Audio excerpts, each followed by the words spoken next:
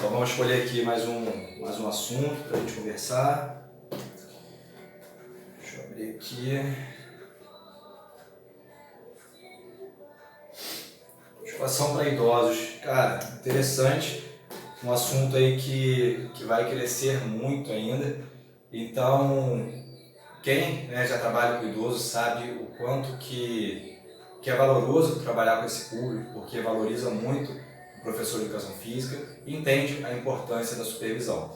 Então, alguns pontos importantes, o primeiro é que o mundo está passando por um processo de envelhecimento, que a gente chama de envelhecimento populacional. E dessa forma, o número de pessoas idosas aumenta muito, tá?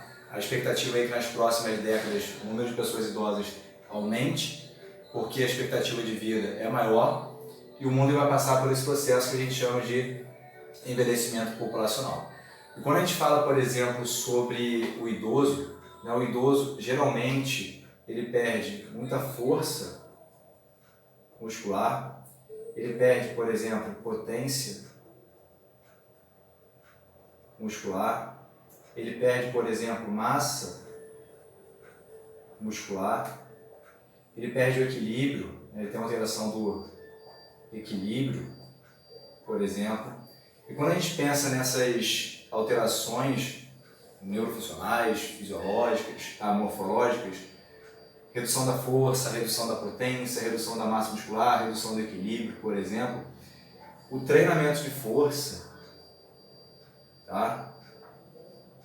O treinamento da força, ele consegue minimizar essas alterações. Então, através da musculação, a gente consegue aumentar a força, a gente consegue aumentar a potência, a gente consegue aumentar a massa muscular, a gente consegue melhorar o equilíbrio.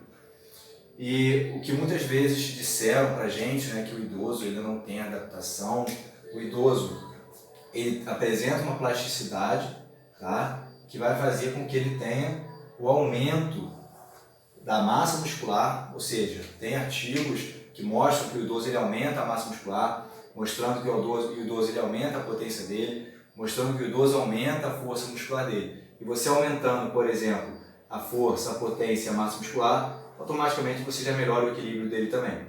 Além de você melhorar o equilíbrio, você melhora a função desse idoso durante o dia. Tá? Então, o treinamento de força é extremamente importante, considero uma das atividades aí mais importantes para esse público. Tá bom? Vamos ver outra aqui.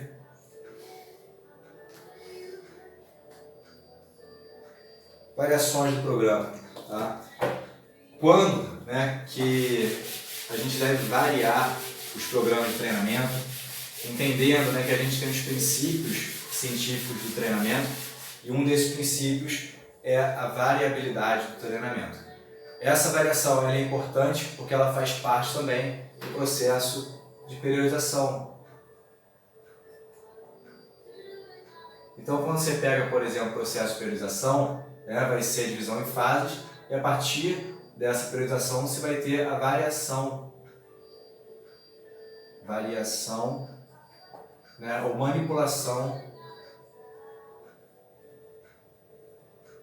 manipulação das variáveis.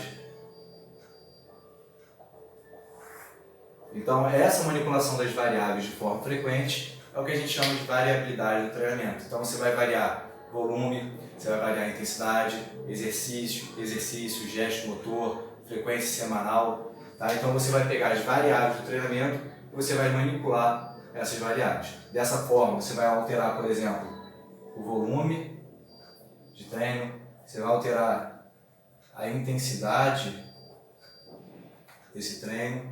Aí você pode alterar também a densidade desse treino. Tá? E uma coisa interessante é o tempo que você vai levar para fazer essas manipulações. Então, quanto menos treinado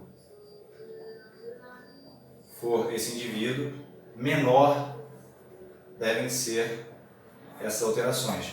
E quanto mais treinado for esse indivíduo, maior devem ser essas variações. tá? Porque o indivíduo treinado e altamente treinado ele já está ali próximo ali da capacidade de adaptação dele, então é importante você fazer essas variações do treinamento, como eu disse, volume, intensidade, método, exercício, frequência, né, semanal, por exemplo, e quanto menos treinado for esse indivíduo, menor tem que ser essas variações.